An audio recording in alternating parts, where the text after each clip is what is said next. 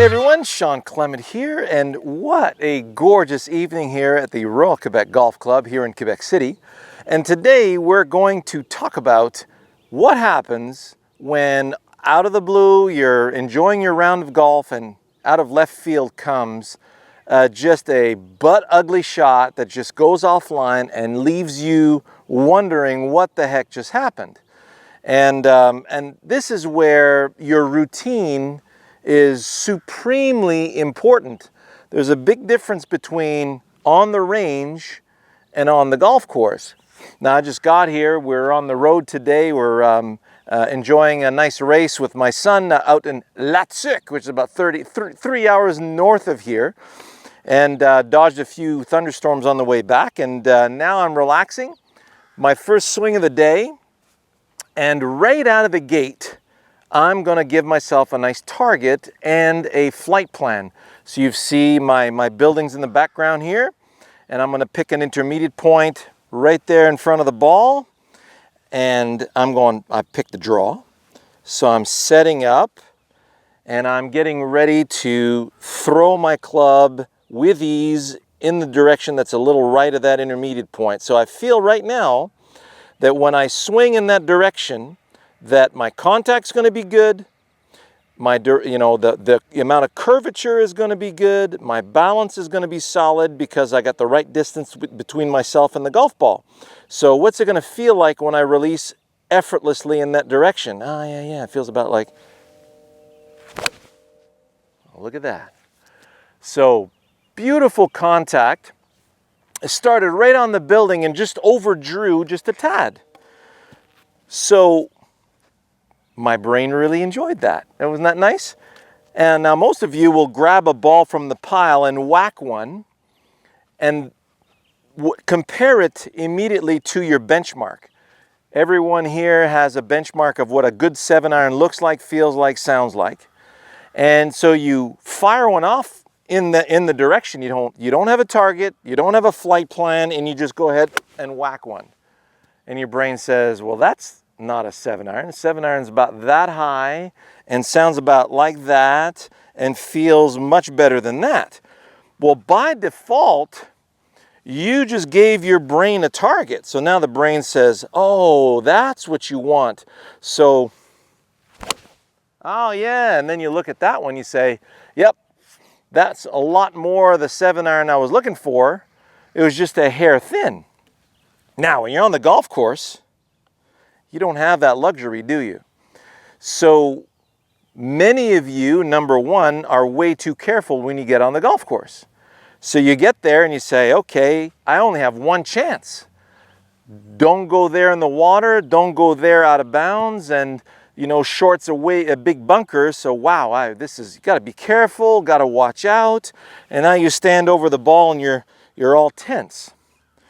Or you're just on cruise control, trying not to think, and you get to the shot and you get distracted, and off a shank goes, and then whomever's with you is saying, well, you did this or you did that, and you're thinking, why am I so defective all of a sudden? I was doing just fine, and now you're off thinking about what you need to do to make sure you don't do that again.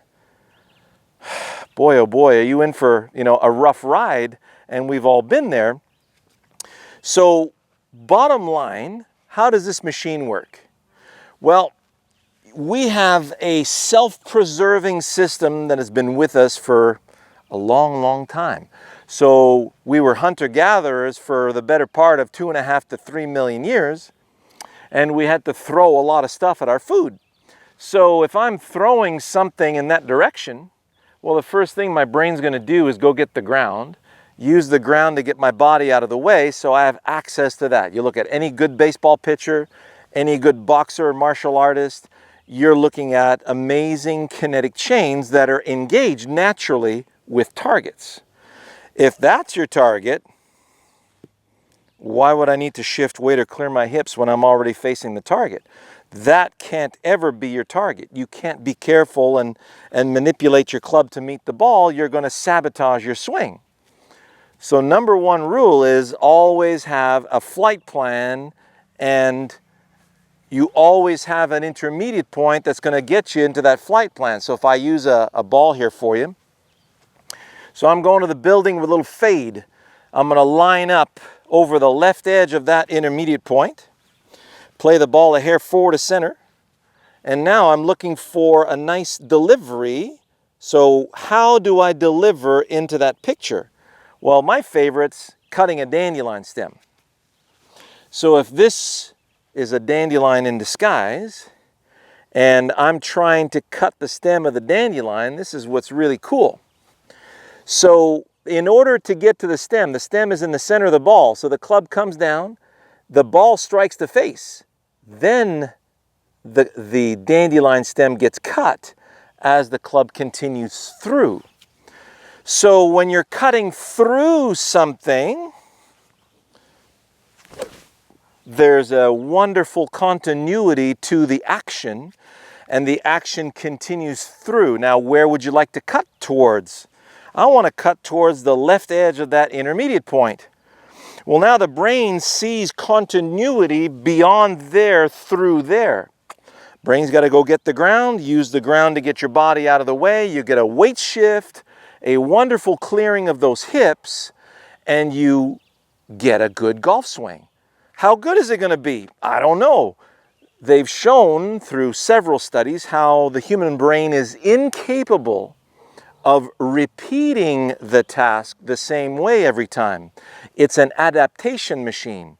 So every time you execute a shot, feedback comes through the loop and goes right back up into the brain, and the brain goes, oh, and it learns from what just happened, puts that back in the mix, and what you get next time is something that you can't control. It's trying to keep you from, it's going to make sure that you survive another day and you perform well. So as you perform that task, you'll have peaks and valleys that are going in the proper direction. So bottom line, when you miss a shot, number one, ask yourself, what were you thinking just prior to the shot? And most of you will go, I don't know. And I'll say, good shot. So if you don't know what you're doing, you don't know what you're focused on, or you're blacked out, that golf ball will become your target by default, and you literally have 180 degrees worth of possibilities out there waiting for you.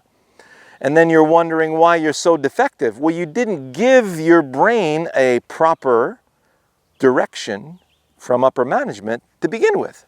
So I want to fade. I'm going to start at left edge. There we go. When I whip through the dandelion stem to the left edge of that intermediate point, does it feel like the distance between me and the ball is good? Yep. There will be no contact, there'll be partial contact, there'll be a full contact with the stem of the dandelion. Check. What's it going to feel like again? Oh yeah, that effortless whip. So gather, effortless whip. Look at that.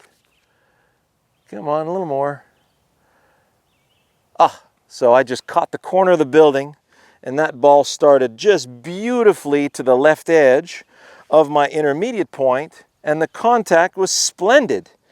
So I just nipped my mistake in the bud by simply regrouping on what I want.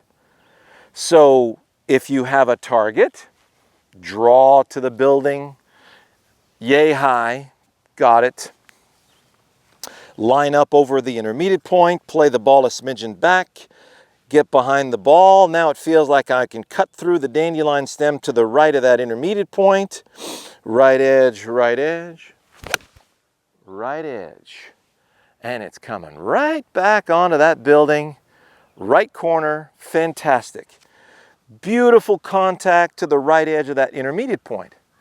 So the machine responds to the command. And what's the command? Hit the ball. Be careful not to miss the ball. Don't top the ball. Don't hit the ball fat. Don't shank the ball. It's not going to respond very well to fear commands because you're going to be very tight, very bunched up. So the first question I have for you is, what the heck do you want? What do you want to hit? I want that. Sure, there's water. Sure, there's out of bounds. That's what the architect's there to do, is there to bombard you with all kinds of distractions. And then you come back and say, well, that's very nice and fine and dandy, but I want to go there. And in order to go there with a little fade, I'm going to hit a nice low fade here, right on the edge, play the ball middle, close the face a bit more, and I'm going to feel a nice wide and low cut through the dandelion stem to the left edge of that intermediate point. I can see that in my peripheral vision. Got it, got it. Look at that. Right over the left edge, hugging that building again. Fantastic. So, flight plan, check. Intermediate point to set you up into the flight plan, check. See my predict contact or predict solid contact, Shawn Clement.